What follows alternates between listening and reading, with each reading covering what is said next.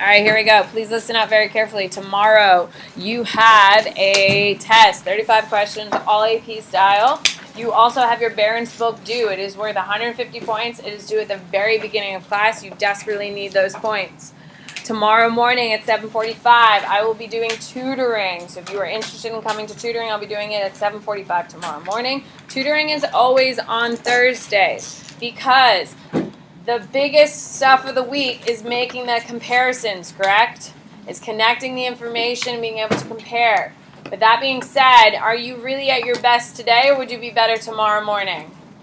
Tomorrow morning, which is why we do it on Thursdays, not on Wednesdays. Because some of you are still learning, remembering content at this point, which means you're not at that level to do direct comparisons, as we're still going to try to do today. So that's why it's on Thursday mornings.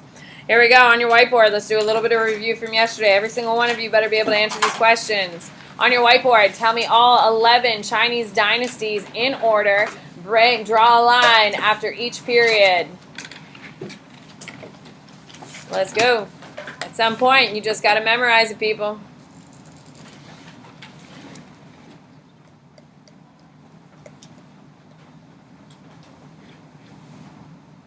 I got 1. No, you're missing 1 in period 3. Good. I got 1, 2. No, yours is all mixed up. Philip, nope. All right. Please educate your peers. Emerson, the only one right so far. Okay, hold on. Perfect. However, period 1 is Xia, Shang, Zhao. Period 2, Qin, Han. Period 3 is Sui, Tang, Song, Yan. Period 4, Ming, Qing. Ladies and gentlemen, memorize it. What? It continues all the way to 6. Yep. Okay, here we go. On your whiteboard, please tell me what is the real name of the Qing?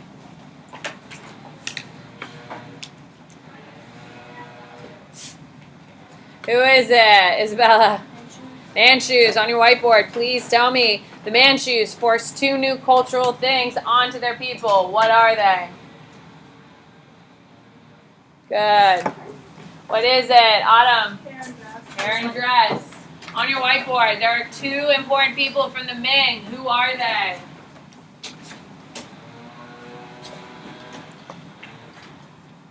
Good. Who are they, Ron? Yongle and Zhang. Yongle and Zhang He. Who can raise your hand and tell me what Yongle is famous for? What is he famous for, Cynthia? The Chinese encyclopedia, which put all of Chinese culture and history. Okay, why? Because the Mongols had destroyed their culture previously, so they wanted to rebuild. And they're the first ones post-Mongols, yeah, correct? There we go. Why do we care about Zhang He? Why do we care? Payne? Because he went around the world. He didn't go around the world, no. Emerson? Travel to places that had technology and stuff, because during the Mongols they didn't have they didn't advance at all. So he brought back a bunch of technology to China. That's nice. He brought knickknacks. He bought what? Knickknacks. Knickknacks. He brought a bunch of cultural stuff back. Doesn't really help anything. On your whiteboard, please tell me please tell me who's going to close the doors of China. Japan. Good. Who is it, Nate? Tokugawa. The Tokugawa are going to remove who from Japan before they close the doors? What the hell does that say?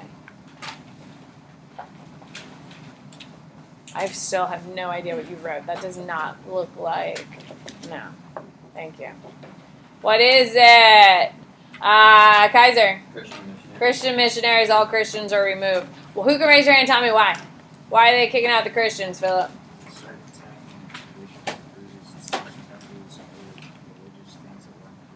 Because the biggest thing is they're trying to change the culture, correct? They're trying to change the culture of Japan, and Japan doesn't want it. White supremacists love Japan. Why? It's all monoculture. If you go to Japan and you live there, if you're on American base, you're fine. But if you go and live in Tokyo, you're supposed to conform to the Japanese way. They're not really going to ever fully welcome you in Japan unless you're Japanese, really. They're very monoculture. Okay? Here in the United States, that is not the case. We're supposed to be open and accepting. No, in 2019, can I say that with a full warm heart? No. But white supremacists love Japan. That's what their idea of what America should be, except white people, which is why a lot of your white supremacists have Japanese symbols on their arms. Does that make any sense to you? What a bunch of idiots, right? If you're a white supremacist, you got Asian symbols on your arm. Confusing. Idiots. That's still happening today in Tokyo. Yeah, for sure. Absolutely. There's still monoculture, absolutely full hilt. On your whiteboard, please tell me what is the name of your 3 gunpowder empires?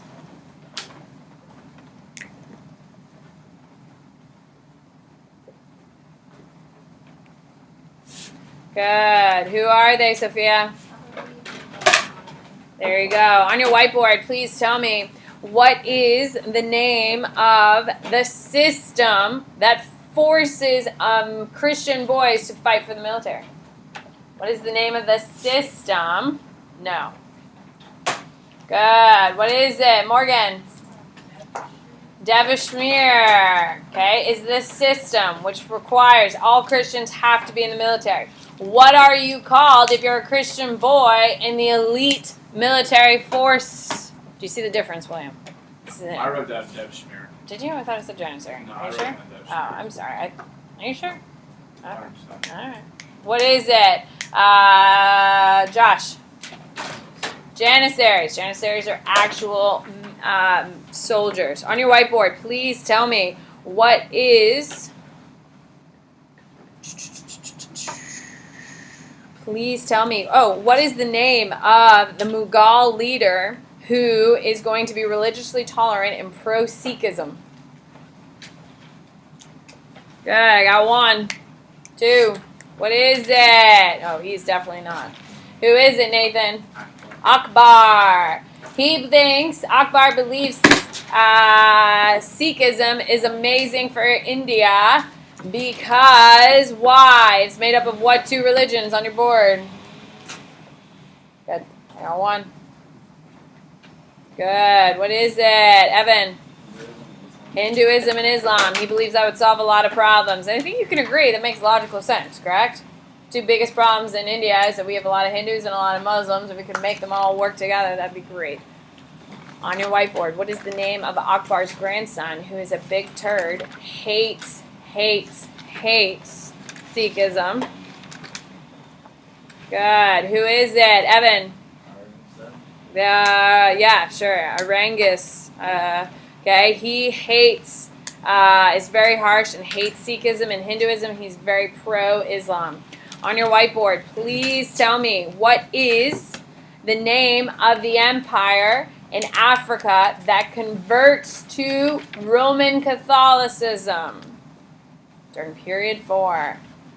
You got to be careful. No, that's a person. Be careful. What is it, Kaiser? What do you not definitely need to pay attention to, though, Kaiser? The spelling. What's unique about the spelling? K. You got to know that Congo is with a K during 4. When we talk about the Democratic Republic of the Congo, which is period 6, which is post-imperialization, it's a C. Okay, so it's K. Who can raise your hand and tell me why they adopt Catholicism? Why? There's 2 reasons, but one of them is more important than the other. Annie? Because the Portuguese came in and they were like, No, that's not true at all. That's more 5. We're in 4. Josh? Differentiates the Catholic Africans from the other Africans who were traded away as slaves. There you go. Yes, the biggest reason why they turn Catholic is so that they won't be used as slaves. Because if I have the same religion as you, theoretically you see me as an equal because, well, shit, we pray to the same God, yes? So what they do is they become Catholics so they don't take Catholics and put them in the slave trade. Because the Kingdom of Congo's biggest export are slaves. But are they taking their own people or are they capturing other people? Capturing other people. Also, they convert for 2 reasons. The first thing is they want to differentiate their own people from other Africans so they don't get captured and taken with them. The other reason is they want the Portuguese to continue trading with them because it's a huge income. Okay, but the big reasons they want to differentiate themselves from others so they don't get taken. On your whiteboard, what is the new ruling family in Russia post Golden Horde failure? I got one. Good. What is it, Bella? The Romanovs. Now the Romanovs come into power during 4. They're going to die off in 6 because they get executed. On your whiteboard, please tell me, Peter the Great is going to implement 2 cultural changes in Russia. What are those 2 cultural changes? Russification, people.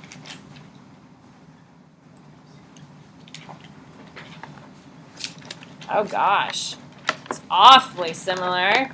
You can make a synthesis to the Manchus. There is a direct synthesis. What is it? Suits. Suits? I don't think they're walking around in Western suits. But go ahead, Philip. What do you got?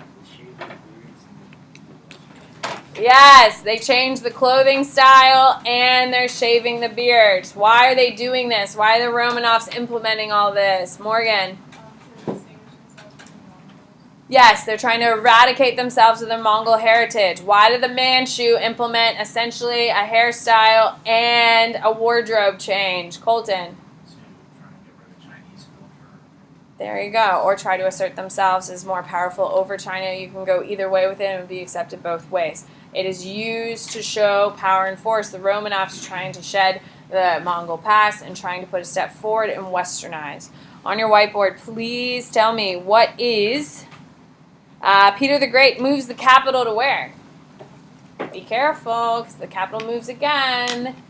We're in 4, so where's the capital? So far, no one's got it.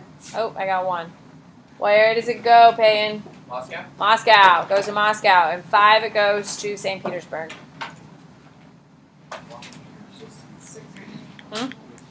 In 5, it goes to St. Petersburg.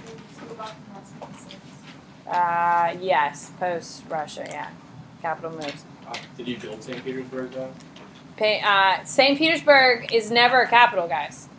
Moscow is always the capital. Sorry. Moscow has always been the capital, will always be the capital. St. Peter, Peter the Great does build Moscow. Hold up. Let me try again.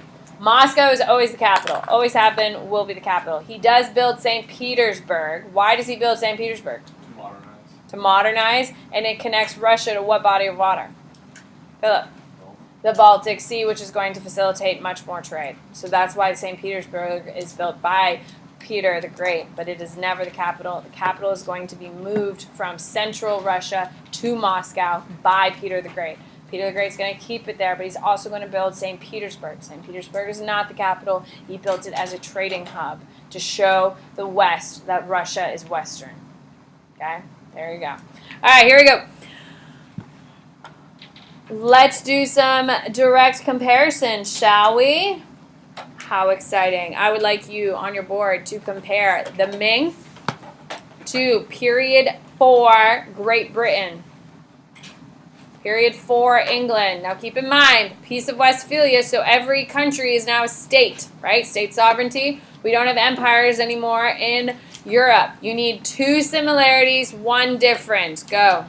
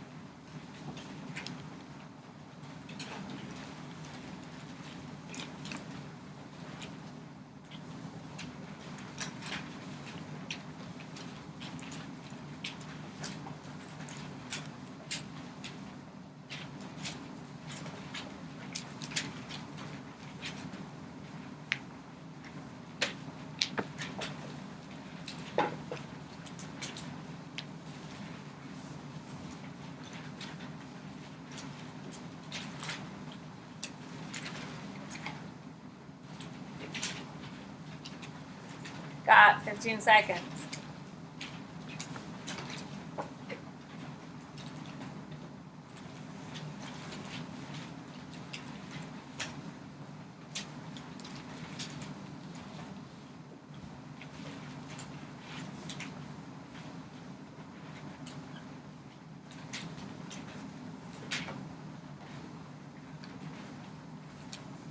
3, 2, 1. Turn and share with a neighbor. Try to strengthen your answer. Go.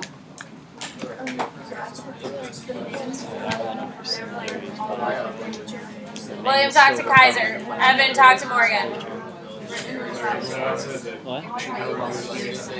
Ming are slaves behind for the Mongols.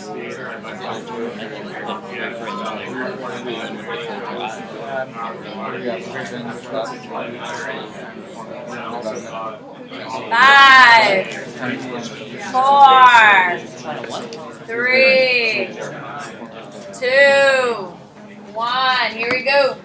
Who's got? Now, who can tell me what is a direct comparison? What is a direct comparison? Sophia? They both believe. Oh, no. What is a direct comparison? Just flat, blankly. What is it? Oh, it's like similar. Like they both think. What do you have to do, Sophia? I know you know this answer. girl. You said for the full sentence. Put what in? Both names of the. There you go. Okay. All right. Here we go. So we got to put both things in the same sentence to do a direct comparison. Sophia, what is your direct comparison? So both the Ming and period for England use their beliefs justifiable. Okay, that's really weak. That is really weak. I'm not. That's a no-go. Colton. The Maine's rulers were chosen through the mandate of heaven, while period for England's rulers were chosen using divine right. Fine. That's better. Do you see how that's better? Better. Fine. Philip.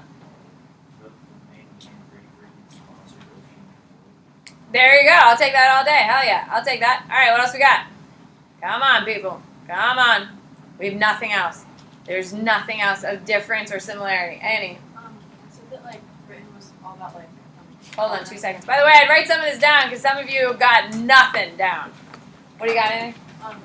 So Britain was more about like colonizing, but like Maine was about like rebuilding culture. So what would you say colonizing is? Like no. Colonizing is expanding your cultural influence, Oh. while China is. Rebuilding. There you go. Do you see how that's much Yes. stronger? There you go. That's a good one. What do you got, Payton? The Britain had many overseas colonies and dominions, while the China just had the main single state. I mean, fine. Evan? England was attempting to remove the influence of a powerful monarch, while the Ming were attempting I would qualify that no. They don't have a powerful monarch anymore. So I'd say no. I was talking about like the British Revolution.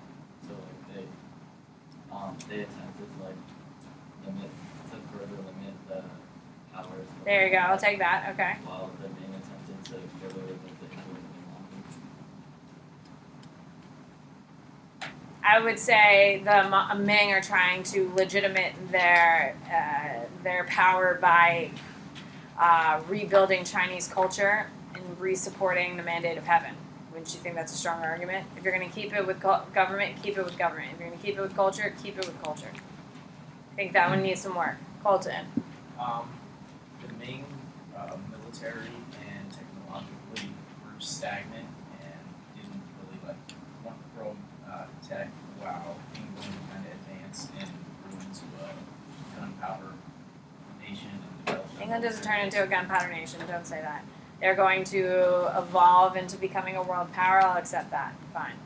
How about the fact that England is changing their foundation culture due to the Protestant Reformation, while the Ming are trying to reassault old traditional cultural? That's a good answer, don't you think? Okay, they're adopting a new cultural foundation. How about England and its glorious revolution is taking power away from the authority? Well, what's happening in China? What's happening in the Ming? Is the emperor assuming more power or less power? More power by using culture in order to justify their authority within the government. Wipe your boards. Here we go. On your whiteboard, I would like you to directly compare. Let's go. Protestant Reformation, 7 Years War. I want outcomes. Focus on outcomes. Protestant Reformation outcome and your 7 Years War outcome. 2 differences, 1 similarity.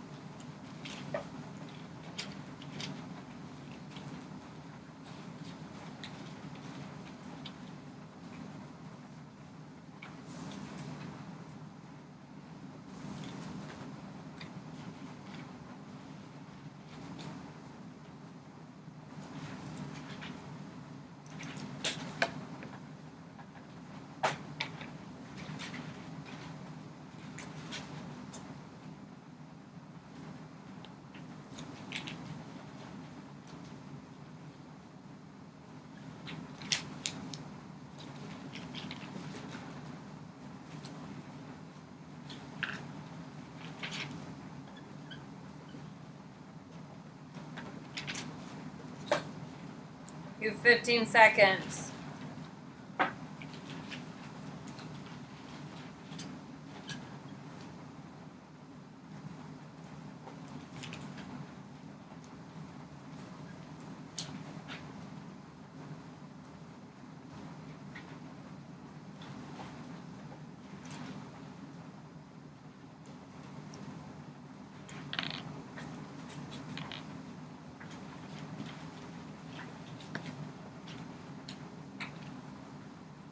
Three, 2, 1. Turn top. Go.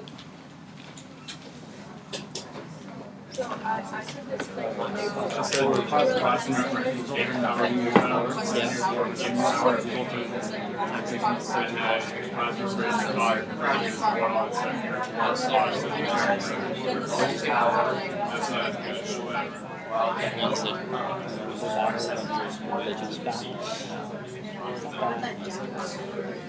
Three, There's the separation. 2, 1. Here we go. Who's got a direct comparison for me? Let's go.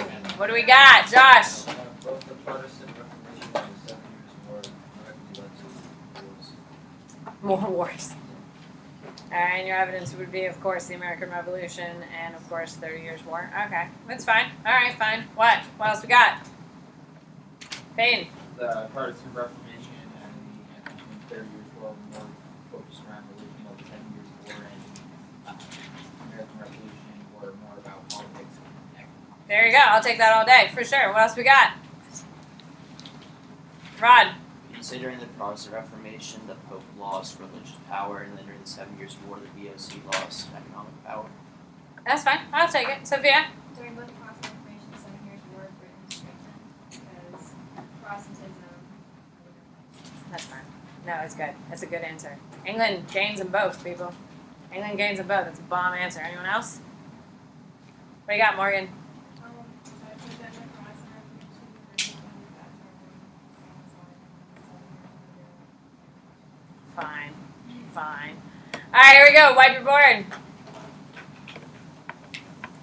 We're going to do an impact one. When you do an impact one, what do you have to have? If they ask you what is the impact of, what do you have to have, ladies and gentlemen? We talked about it in our do now today. What do you have to have? Jake. No, don't say what happens in the future. What do I want, Emerson? Like specific events. Specific event in the future. Don't say what happens in the future. I want specific event. So I can say the Protestant Reformation directly causes the 30 Years' War. 7 Years' War directly causes the American Revolution. That's what I want. So I want the impact of silver. I am not giving you a time period. I am not giving you a region.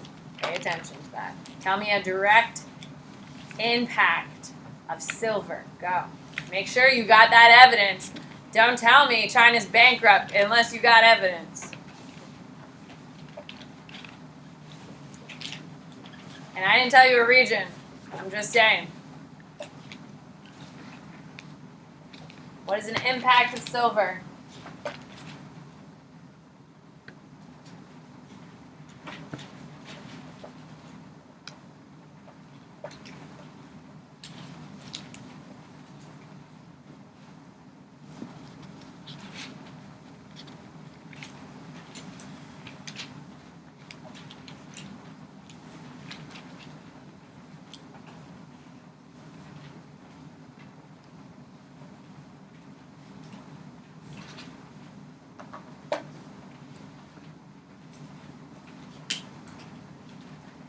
Five seconds.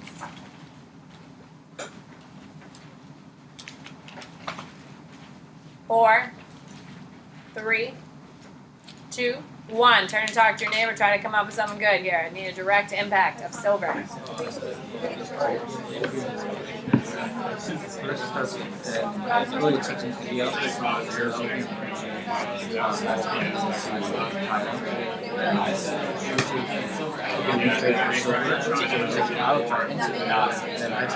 Five, 4, 3, 2, 1. All right, here we go. You better be good. What do you got, Kylie? So Britain used silver to destabilize China's economy, which impacted on the sphere of influence, and sphere of influence in China, what they control. It would be better if you told me how they actually used to unbalance. Who can tell me how Britain used silver to unbalance their economy? William? Opium. Opium. That would be a stronger answer than talking about spheres of influence. Does that make sense? Okay, Colton. I said silver directly causes the opium war because England wants to get the silver back from China that they spent there decentralizing by trading opium for it. There you go. All right, something other than opium war. What do you got, Nate? Encouraged forced labor in the Americas by the Spanish because the encomiendas system forced the natives to mine silver. Perfect. I'll take that all day. What else we got? This is a stretch, but could you say it helped influence monetary systems use of something like gold standard? I don't know if they use silver in it or not.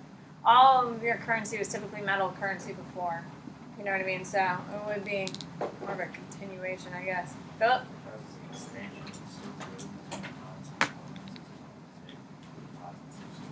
Wait. Romans can't get deposits of silver. They have very little access to it, and it's so fleeting. It's not a ton. It's mostly, it's not silver. Silver. Why is period 4 all about silver? Why? Come on, everyone's hand should be up for this. Why, Nathan? Period 4 would be all about silver because that's when they start getting it from the Americas. Yeah, the Americas is where you're having your largest deposits of it. Okay, silver, there's very, very, very little of it in Europe. Okay, so silver is really coming from the Americas. The best answer. Anyone else got one for impact silver, Cynthia? Well, I just said it led to the increase of wealth of the Spanish because when the Treaty of Tordesillas gave them the New World, so they just started mining for gold and silver. Okay, fine. You're beside the Treaty of Tordesillas. That's fine. It's going to lead to the building of their empire, which will lead to the creation of the Spanish Armada, which will eventually lead to their decline in 1588. Would also work. Wipe it clean. Here we go. I need the impact. Same thing. Impact of. Let's do.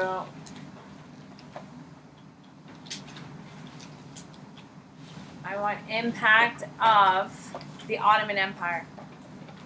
Nice. Just in general. Yeah. See how much you can recall. Actually, I would change it if it's fine.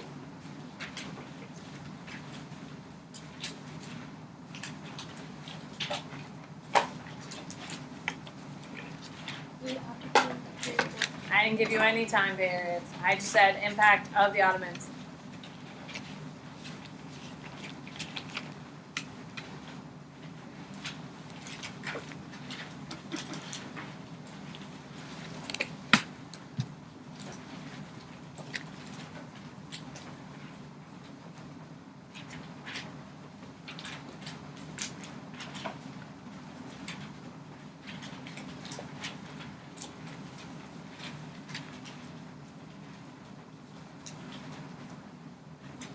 $15 seconds.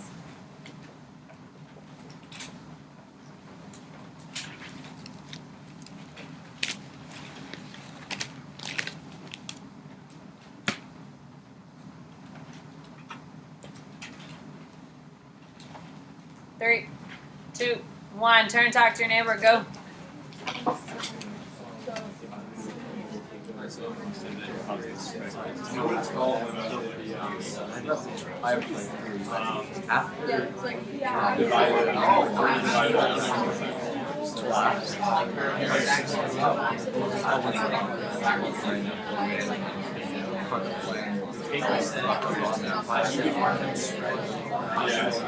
Five, 4, 3, 2, 1. I heard a lot of misinformation out there. Seljuk Turks are the ones who overthrow the Byzantine Empire. Ottomans do not. Ottomans do not. Ottomans do not. Ottomans come in later. They're a gunpowder empire, so it has to be moving around gunpowder. Now, gunpowder is invented in 3 by the Song, but it's a state secret. It's not until the Mongols get it and they mess it all up and start spreading it. Gunpowder does not take a major force until period 4. The Ottomans are in 4. The Seljuk Turks, who conquered the Byzantines, are in 3. All right, what do we got? Josh. They're Hell yeah, I'll take that all day, for sure. Hell yes. What do you got, Kylie? Since Ottoman Empire was Sunni Muslim, it created more tensions between some of the Shia Muslim. Oh, hell yeah. I'll take that all day. That's a good one. Okay, we got two different sects of gunpowder empires. I'll take it all day. What do you got, Evan? The Ottomans and the Britons defeated Russia in the Crimean War, which kind of starts a series of revolutions in Russia. Okay. Okay. All right, weird tie, but I'll take it. Colton? Ottomans joined the wrong side in World War I, and they lose and collapse, giving way to the development of Turkish Empire. There's no Turkish empire. Turkey is not an empire. Turkey is a state. So be careful of your language. It matters. Okay? Nathan? Are we allowed to talk about the siege of Vienna? Yeah, I don't care. You can use whatever. I didn't give you a time period. I didn't give you a period specifically, so you could use kind of boom whenever you want. Tomorrow you have a test. Tomorrow I'm doing tutoring at 7:45 if you're interested. Tomorrow your parents' book is due 150 points. I hope all of you get to bed early tonight. That is always my goal. Good night. Good night. That's funny. I wish. I'm ready for bed. It's been a